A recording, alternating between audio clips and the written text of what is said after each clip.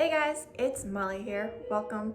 Today I have finally got some tomatoes in. It's a good batch of tomatoes and it's the perfect time of year for these things because they just taste amazing this time of year. Nothing tastes better than a fresh garden tomato and I don't want to see them go to waste. Today I'm going to be lacto-fermenting some tomatoes, which is one of my favorite ways of preserving them. Lacto-fermenting has a ton of health benefits and I love having nothing more than a fermented tomato on like a piece of bread or a cracker, or just like crushing it up and putting it on top of my already done sauce to add a little bit more nutrients into it. So I'm gonna bring you guys along today and show you how I do it. All right, so I have my jars. I have my tomatoes, which I have washed and gotten all the dirt off of, and we're going to get the green part off of them and de-stem them.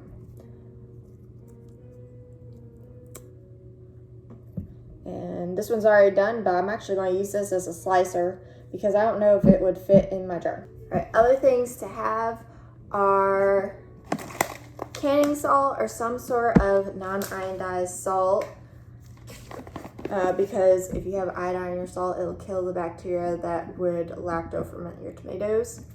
I have here some lemon basil that I'm going to add in, even though I'm not using them today because they aren't going to fit on these jars.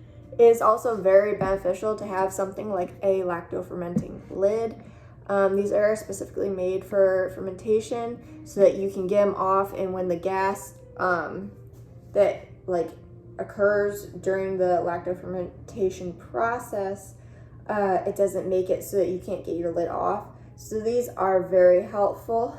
And then also a good thing to have is a wheat or something to hold your vegetables down in the brine so they don't come above the brine and get moldy. So I will not be using them today, but that is typically what I would do. Mostly because they don't fit in these jars and I'm out of these lids. I don't have any more. Also, if you're going to try this and you're just going to be trying to use a normal lid, I suggest not screwing it down tight. I normally do it just finger tight, just so enough so that when you pick it up, it doesn't, the jar doesn't drop. So you can get it off again because there's nothing worse than wanting to go and get your delicious tomatoes and not being able to open the jar.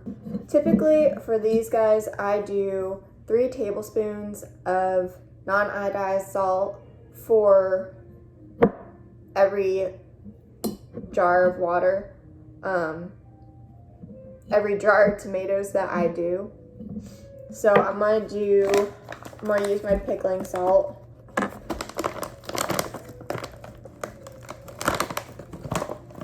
gonna add 3 tablespoons.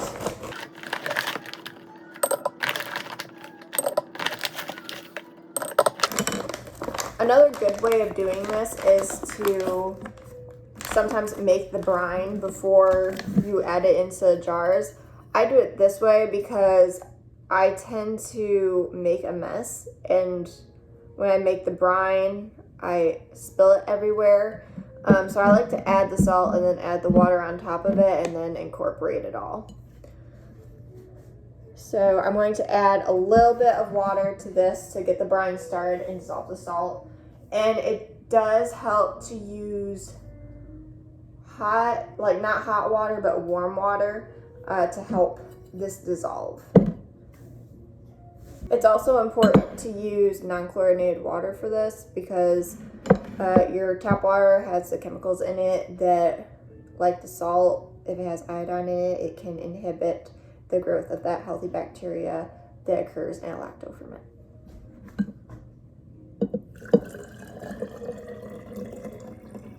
So I'll fill it up all the way. I'm going to try to shift this and shake it.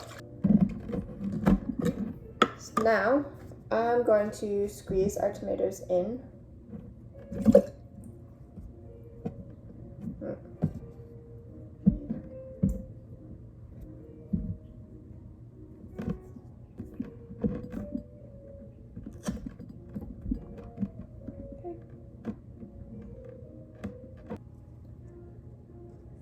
want to add in some of our basil.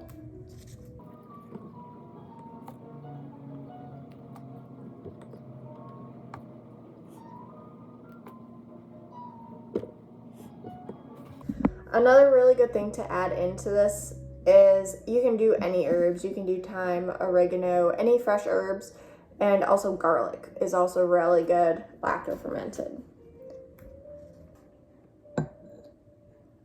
We'll make sure all the food is completely submersed. If you have fermenting weights to put in there, now you would put them in. Just watch out for the brine because it will overflow often. More times than not, even if you're careful, I always overflow the brine every time I put the weight in there. So maybe wait till add the brine last when you're topping it off.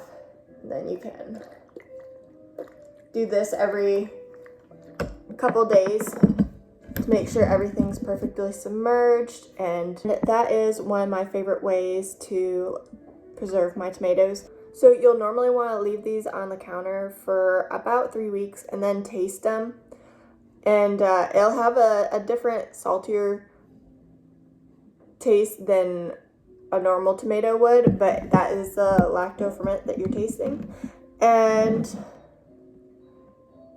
I personally think it's really good. It's